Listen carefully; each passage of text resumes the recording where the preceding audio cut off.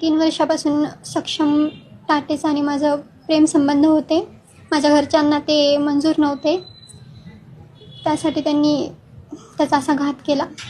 कुणी काल काल कुणी त्याच्यावर म्हणजे वार केला? माझे वडील गजानन मामेडवार आणि माझे 2 भाऊ हिमेश मामेडवार आणि साहिल मामेडवार.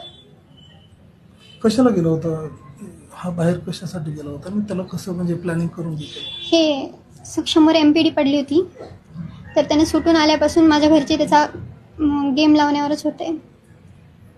म्हणजे मला धमकी देत होते की त्याला मारून टाकणार आणि त्याला गोड बोलून त्याला भेटून नशा वगैरे करू घालून मारलं त्याला.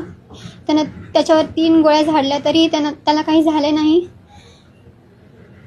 तेव्हा त्याच्या डोक्यात फरशी वगैरे टाकून मारलं त्याला. हा विरोध नेमका कशामुळे? आमचं प्रेम होतं आणि माझ्या पप्पांना मंजूर नव्हतं.